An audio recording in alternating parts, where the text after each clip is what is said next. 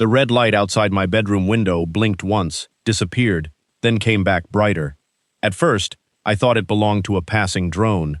Then the black camera mounted above the drainage path slowly rotated toward me. Its lens stopped directly in front of my second-floor window, adjusted its focus, and followed me when I stepped away from the glass. By 7 the next morning, Vanessa Whitmore was standing in my driveway. The sharp sound of her heels reached me before I opened the front door. She wore the same dark pink business suit she used at every HOA meeting, with a violation folder tucked beneath one arm.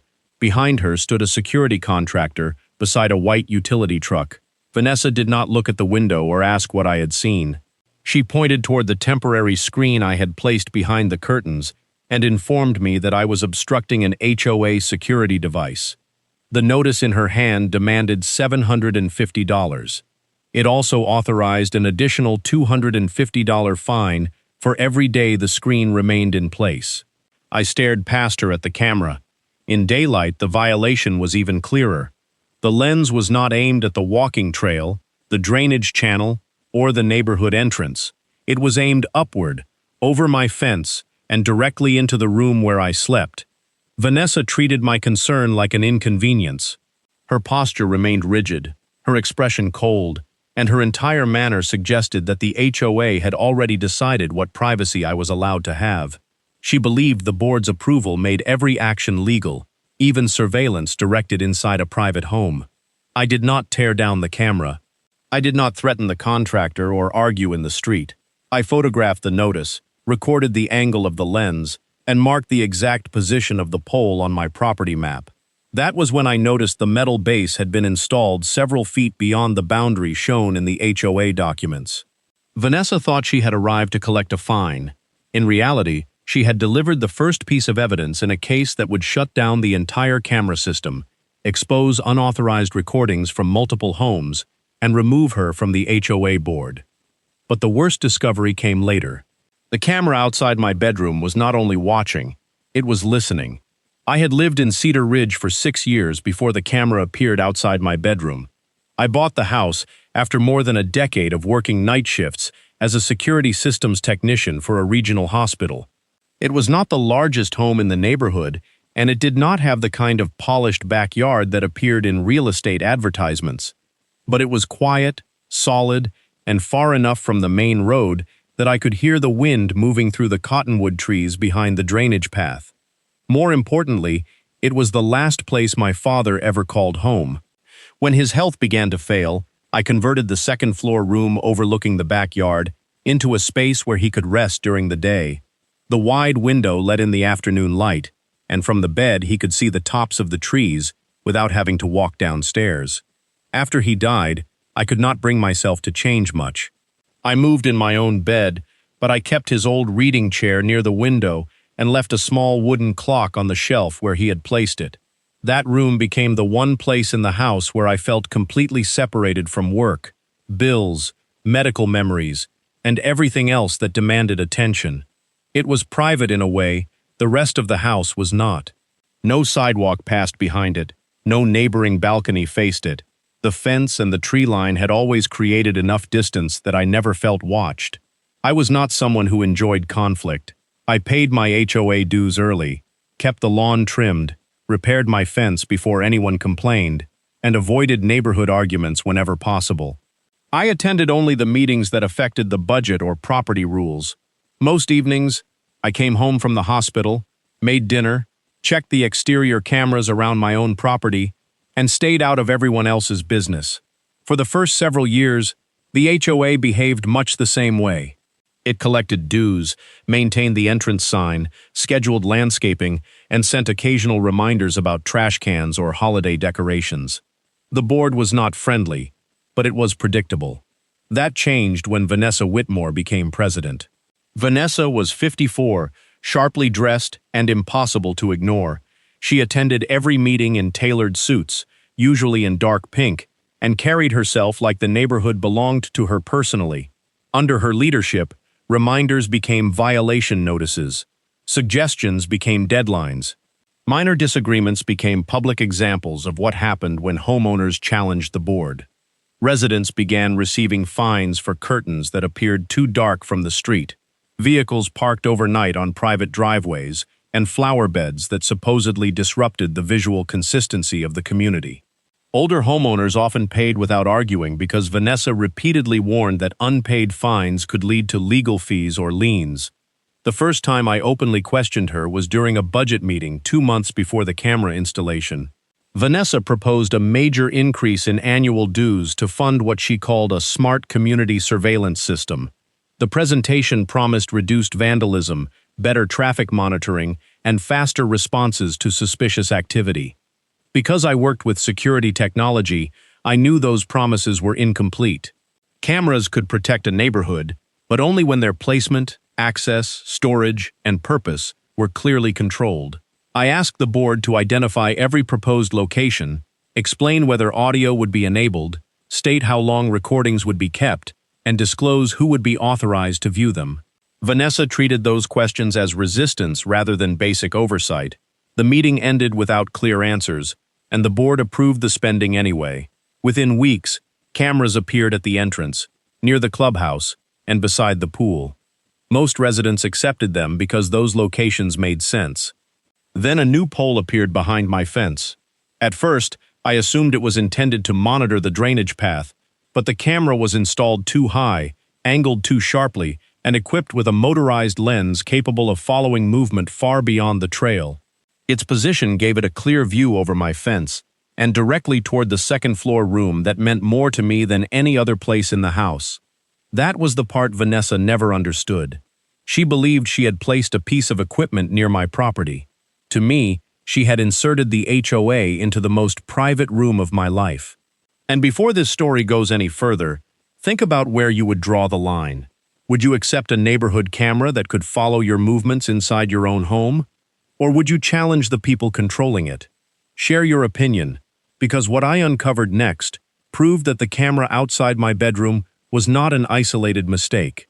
When I tested the signal with equipment from work, I discovered the system was transmitting more than video. The audio channel was active. The next 3 days made it impossible to believe the camera had been placed there by accident. Whenever I stepped into the backyard, the lens rotated toward me. If I moved from the patio to the storage shed, it followed. If I stopped beneath the bedroom window, the camera tilted upward, as though someone on the other end wanted to confirm exactly where I was standing. At night, the infrared lights came on, even when the drainage path was empty. The red glow remained fixed on my second-floor window for hours. I closed the curtains completely, but that did not end it. The following afternoon, an HOA violation notice appeared on my front door. It claimed my curtains did not comply with the approved exterior color standards because the temporary blackout panel behind them was visible from the common area. The notice ordered me to remove it within 24 hours. That was absurd. The panel could only be seen by a camera elevated above my 6-foot fence. No pedestrian on the drainage path could have known it was there. I left it in place. The next morning, Vanessa issued a second notice. This one accused me of intentionally obstructing community security equipment. My original fine of $750 was increased by another $500, with daily penalties scheduled to begin if I refused to comply. By the end of the week, the balance had reached $2,000. Vanessa returned to my property with a younger board member and a representative from the security company. Her dark pink suit was perfectly pressed, and she carried the growing stack of notices like proof that my own house had become subject to her personal authority. She stood in the center of my driveway and pointed toward the upstairs window. Her position was simple. The board had approved the surveillance system, the camera was protecting community property, and anything visible from its location could legally be monitored. She also suggested that my objections made me look suspicious. That accusation spread faster than the notices. A post appeared in the private neighborhood group claiming one homeowner was attempting to disable a security camera after it had captured unusual activity. My name was not written, but my house number was visible in a photograph attached to the post. Within hours, several residents were discussing whether I had something to hide. No one asked why a community camera was aimed above my fence. No one asked how the HOA knew what I kept behind a closed bedroom curtain. The pressure was deliberate. Vanessa was not merely demanding that I accept the camera. She was trying to make resistance socially expensive. She wanted the neighborhood to view privacy as guilt and obedience as cooperation. Then the HOA sent an email that removed any remaining doubt. The message warned me to remove a cardboard storage box positioned near the bedroom window because it created what the board described as an unacceptable interior obstruction visible from a monitored area. The box was inside my room. It sat more than 4 feet from the glass. From the ground, it was completely invisible. Even a person standing behind the fence could not have seen it through the curtain gap.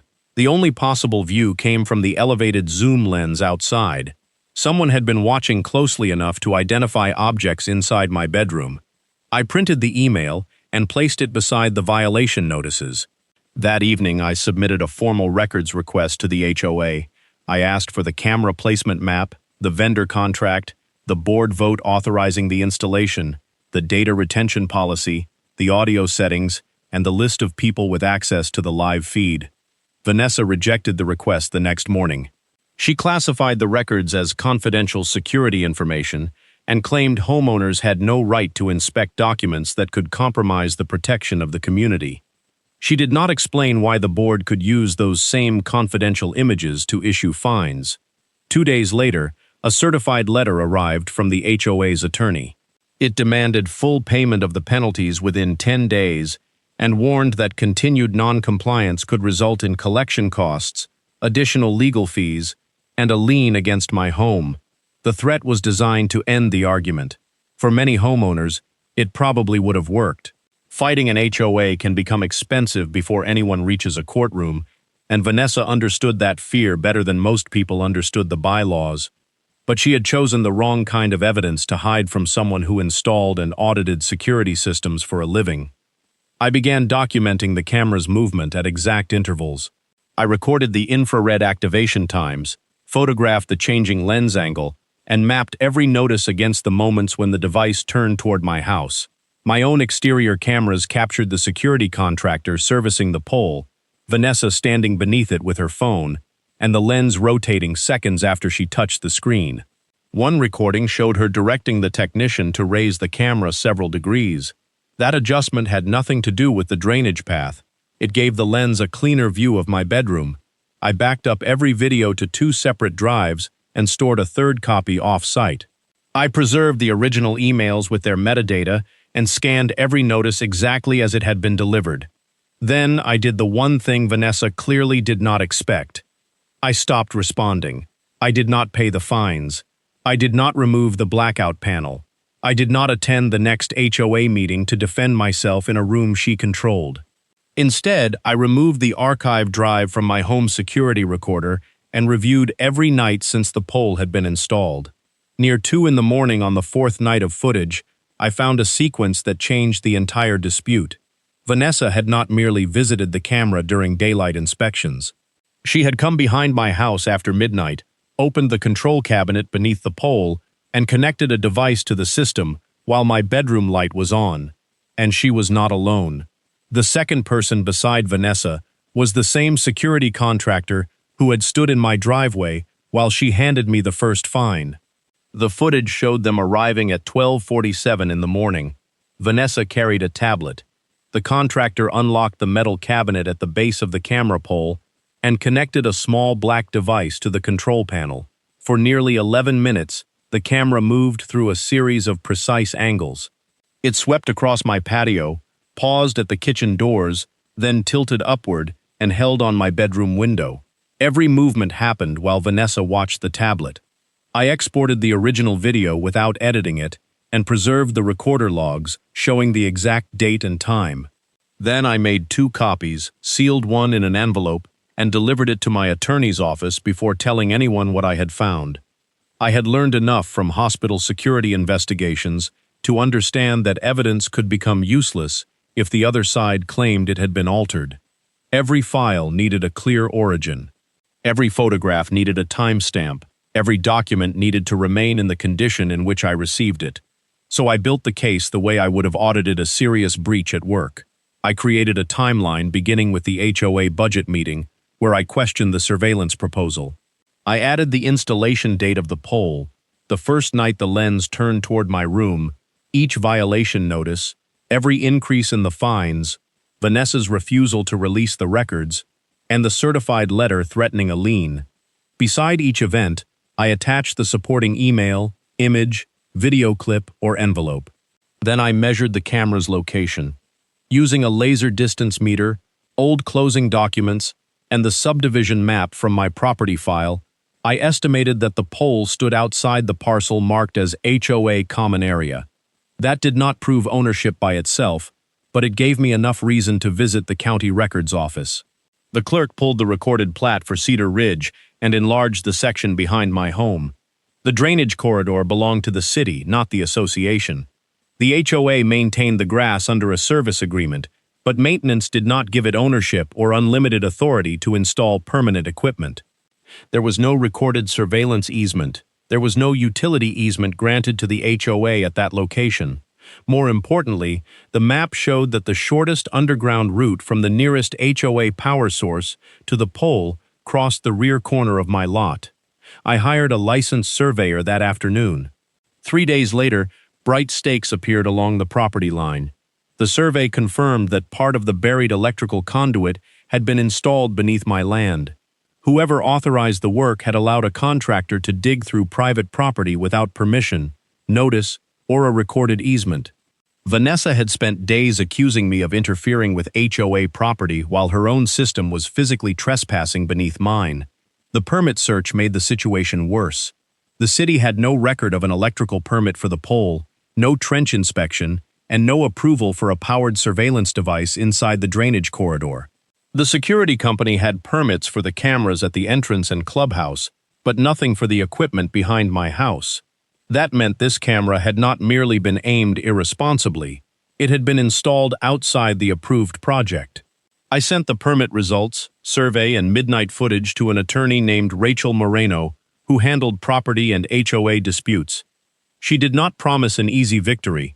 She explained that privacy laws varied depending on what the camera captured, whether audio was recorded, how the footage was used, and what expectation of privacy existed inside the home. But the combination mattered. The unauthorized trench crossed private property. The pole occupied city land without documented approval.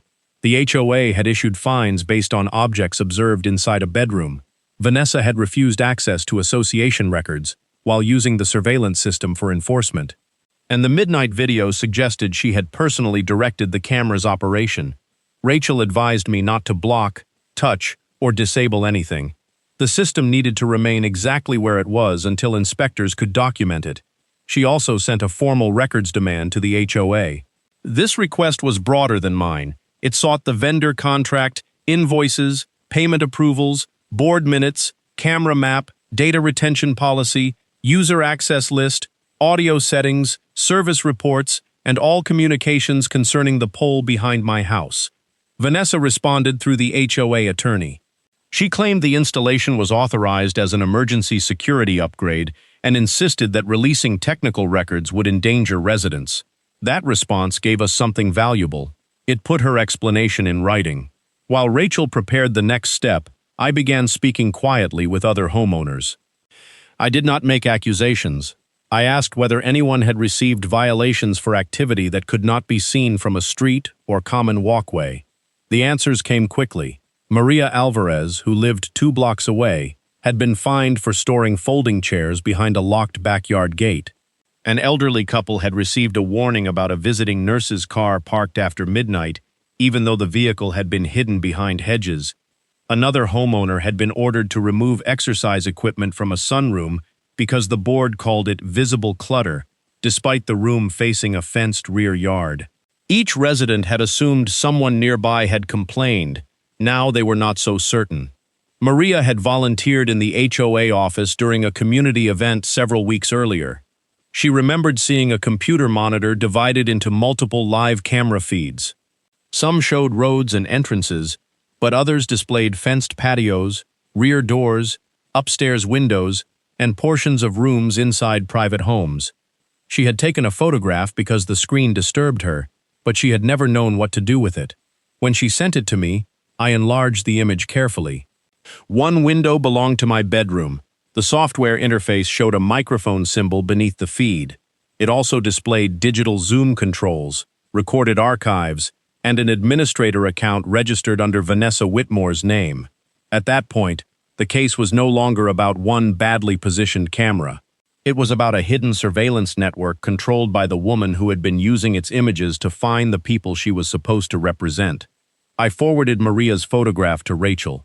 Within an hour, she sent preservation notices to the HOA and the security company, warning them not to delete video, audio, access logs, emails, invoices, or configuration records. By sunset, the company's attorney had acknowledged receipt. Vanessa remained silent. Then, shortly before midnight, every red indicator light on the camera outside my bedroom went dark at the same time. Someone had just tried to make the system disappear. The camera did not fail on its own. At 11:42 that night, less than 9 hours after the preservation notices were delivered, the network connection to the pole was terminated remotely. The power remained active, but the system stopped transmitting, and the administrator account disappeared from the monitoring software. Rachel treated the timing as evidence, not coincidence.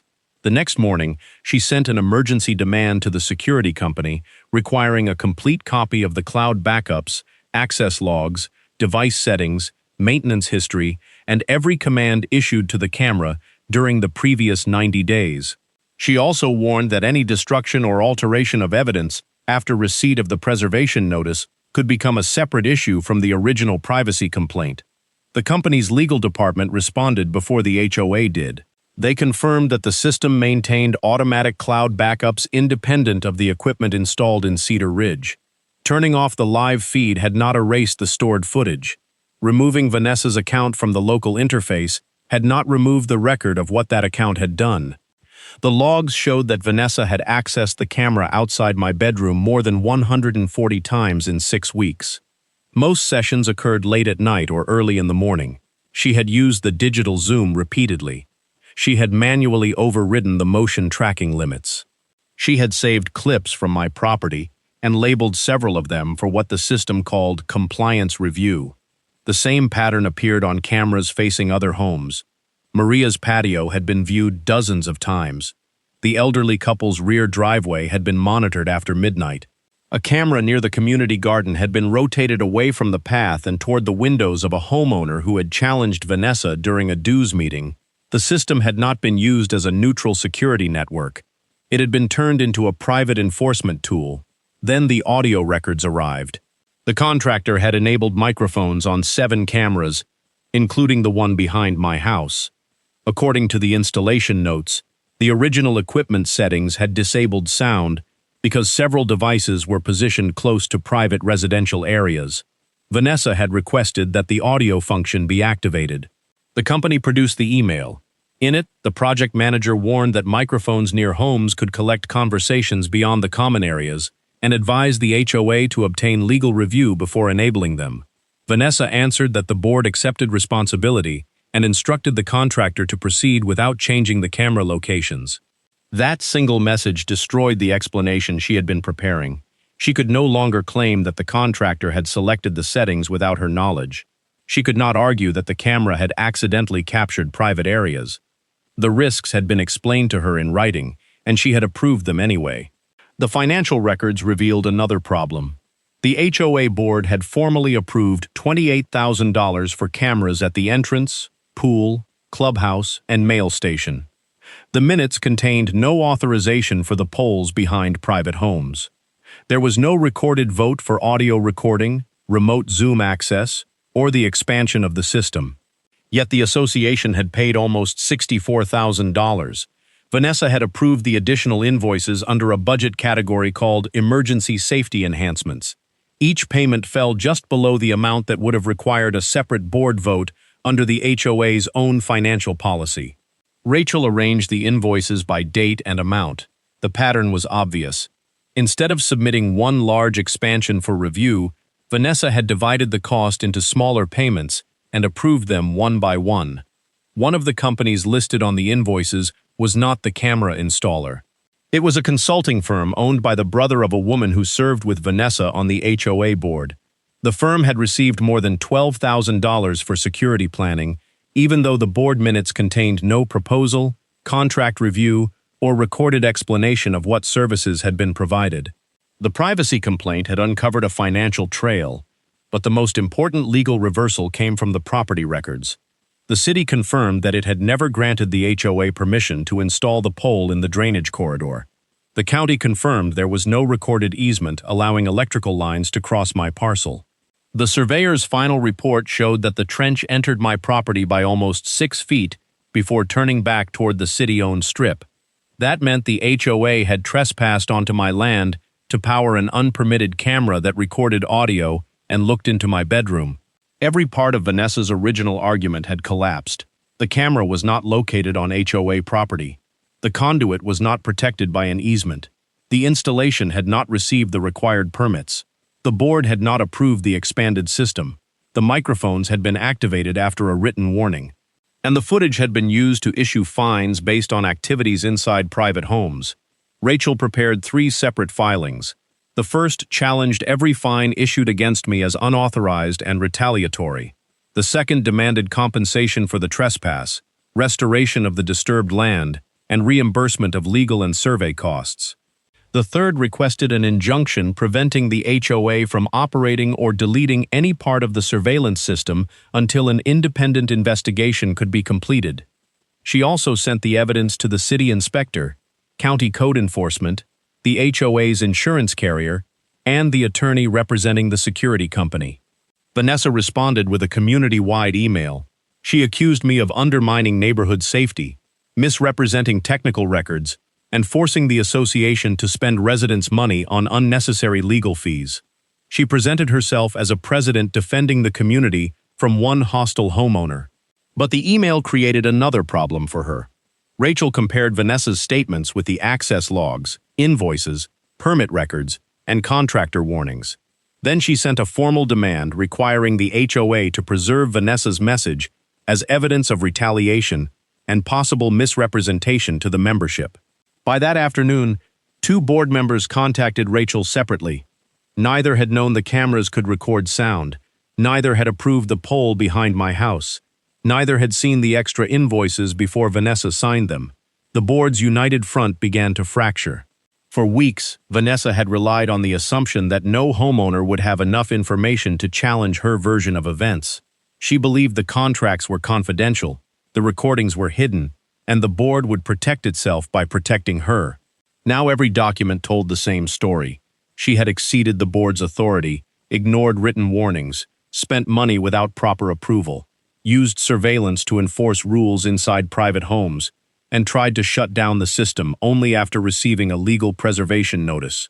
The woman who had threatened to place a lien on my house was suddenly facing the possibility that the HOA's insurance company would refuse to protect her actions.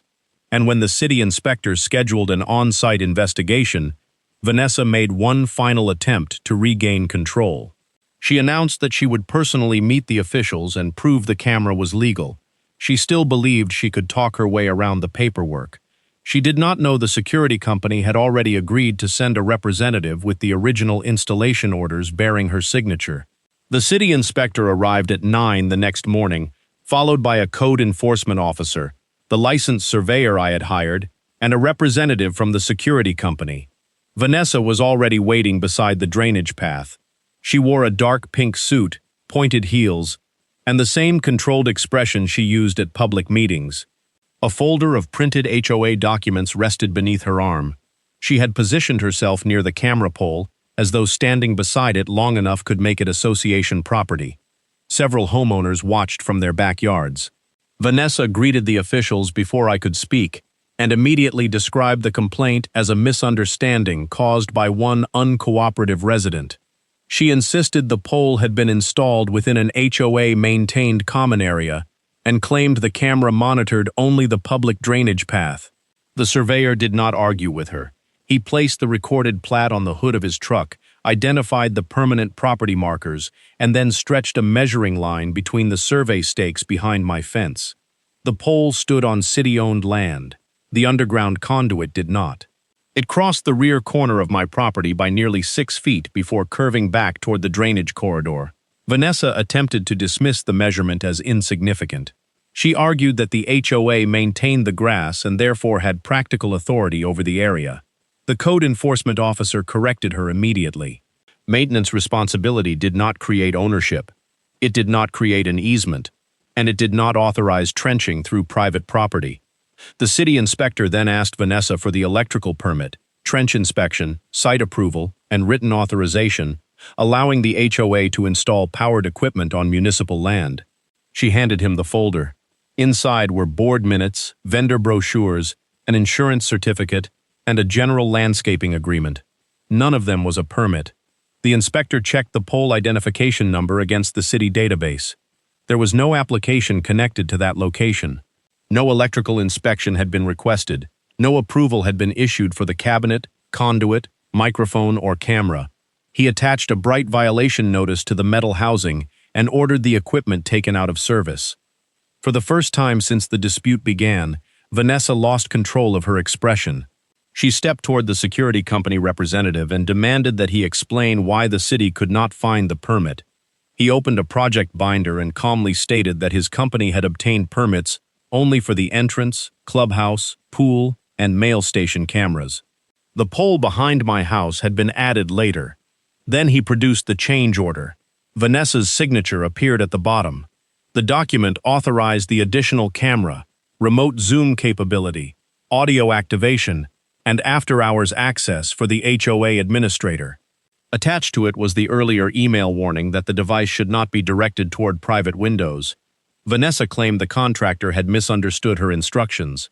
The representative turned to the access logs. The records showed that her administrator account had manually rotated the camera toward my bedroom on dozens of occasions. They also showed that the account had downloaded clips, created compliance labels, and changed the tracking limits after the original installation. The code enforcement officer photographed every page. Rachel arrived while the officials were still examining the cabinet. She presented the preservation notices and informed the inspector that the live connection had been disabled hours after those notices were received. The security representative confirmed that the local administrator account had been removed, but the company had preserved the cloud records. At that point, the inspector ordered the control cabinet sealed. The camera could not be operated, altered, removed, or accessed until the city completed its investigation. The security company disconnected the power under official supervision and placed evidence seals across the cabinet door. The red light that had watched my bedroom went dark. This time, Vanessa had not turned it off. The city had. The dispute moved immediately from the drainage path to the Cedar Ridge clubhouse, where the board called an emergency public meeting that evening. Every chair was taken. Residents stood along the walls and crowded near the doors. People who had ignored my first complaint now carried their own notices, photographs, and printed emails. Rachel did not give a dramatic speech. She placed the evidence on a projector, one document at a time. The recorded plat showed the land ownership. The survey showed the conduit beneath my property. The permit search showed that the installation had never been approved. The change order showed Vanessa's signature. The contractor's warning showed that she had known the privacy risk. The access logs showed late-night monitoring, Zoom commands, downloaded clips, and repeated views of private homes. Then Maria's photograph appeared on the screen. The room went silent as residents recognized their own patios, rear doors, fenced yards, upstairs windows, and sunrooms in the live monitoring grid. One elderly homeowner stood up holding a violation notice for a nurse's vehicle that had been parked behind a hedge. Another resident produced a fine concerning furniture inside a screened porch. A third demanded to know why a camera near the garden had been used to observe his daughter's upstairs window. Vanessa attempted to frame every incident as legitimate enforcement. That explanation collapsed when two board members publicly stated they had never voted to approve cameras behind private homes. They had not known microphones were active. They had not reviewed the additional invoices. They had believed the system covered only shared facilities. The HOA attorney advised the board to suspend Vanessa's administrative access immediately. A motion was made. It passed without opposition. Vanessa was ordered to surrender her keys, account credentials, board laptop, and association records before leaving the meeting. She remained standing beside the board table, still dressed like the most powerful person in the room, but no one waited for her instructions anymore. The homeowners demanded an independent audit, cancellation of the surveillance fines, and a special election to remove her from office. Before the meeting ended, the HOA's insurance carrier sent written notice that it was reserving its rights while investigating whether Vanessa's conduct fell outside her authorized duties. That meant the policy might not protect her personally. The woman who had threatened my home with a lien now faced city violations, a property claim, a privacy investigation, an internal audit, and a room full of residents demanding answers. But the final blow did not come from the camera records. It came from a payment the auditor found connected to the unauthorized expansion. The payment that changed everything had been approved 3 weeks after the unauthorized camera expansion. The invoice was for $12,400 and described as strategic security consulting. The company listed on the document had no employees, no public office, and no previous contracts with Cedar Ridge. Its registered owner was the brother of one of Vanessa's closest allies on the board. The auditor found no report, no security assessment, no meeting notes, and no evidence that any consulting work had actually been performed. What he did find was a series of emails showing that the company had helped Vanessa divide the camera expansion into smaller invoices. Each payment stayed just below the amount that would have required a formal board vote. That discovery turned the dispute from poor judgment into a financial investigation. The HOA's attorney advised the board to freeze all remaining payments connected to the surveillance project. The insurance carrier appointed separate counsel to determine whether Vanessa had acted outside the authority of her position. The city referred the permit violations to code enforcement, while the county recorded the unauthorized trench across my property as part of the official claim. Within 2 weeks, Cedar Ridge scheduled a special membership meeting. This time, Vanessa did not sit at the center of the board table. She stood near the side wall in her dark pink suit while residents reviewed the audit summary, the contractor's warnings, the access logs, and the invoices she had approved without proper authorization. The confidence that once filled every room around her was gone. They still looked polished, but the documents had removed the only thing that had made her powerful. People no longer believed her version automatically. The vote to remove her as HOA president passed by an overwhelming majority. A second vote removed her from the board entirely. The board member connected to the consulting company resigned before residents could vote on her position. Every surveillance-related fine issued against me was canceled. The HOA also suspended dozens of similar penalties against other homeowners, while an independent committee reviewed how the camera footage had been used. The unauthorized camera behind my home was removed under city supervision. The contractor pulled out the pole, disconnected the unapproved electrical line, and excavated the conduit that crossed my property. The damaged section of my yard was restored at the HOA's expense. The city required Cedar Ridge to remove or reposition every camera capable of viewing private windows, fenced patios, or enclosed rear yards. Audio recording was disabled across the entire system. The security company terminated its original contract after concluding that the equipment had been operated outside the approved installation plan. The replacement agreement placed control in the hands of an independent monitoring service. No board member could access live footage directly, and every future viewing request had to be documented. The financial consequences were substantial. The HOA reimbursed my survey expenses, attorney fees, property restoration costs, and the money I had spent documenting the intrusion. Its insurance carrier later reached a settlement covering the privacy and trespass claims. The exact amount remained confidential, but it was enough to repair the yard completely, upgrade the privacy glass in the second-floor room, and recover every dollar I had spent defending my home. The association also paid city penalties, permit correction fees, audit costs, and legal expenses. By the time the investigation ended, the camera expansion had cost Cedar Ridge far more than the original system. The consulting payment was referred for further review. The records were turned over to the appropriate authorities, and Vanessa was required to surrender all association devices, files, and archived footage connected to her administration. She sent one final letter to the community, claiming that every decision had been made for public safety. The new board did not distribute it. Instead, they adopted a written privacy policy drafted with input from residents and an outside attorney. Cameras could cover entrances, roads, the clubhouse, and other clearly defined common areas. They could not record sound. They could not be aimed into private property. Access logs had to be reviewed quarterly, and any homeowner could request an explanation of how footage involving their property had been collected or used. The change did not erase what had happened, but it prevented anyone from rebuilding the same system of control in secret. A month after the pole was removed, I stood in the second-floor room just after sunset. The reading chair was still beside the window. My father's wooden clock was still on the shelf. Outside, the drainage path was empty. The trees were moving in the wind, and there was no red light waiting beyond the fence. For the first time in months, I opened the curtains completely. Nothing rotated toward me. Nothing followed my movements. Nothing listened. I had never wanted to destroy the HOA or humiliate anyone.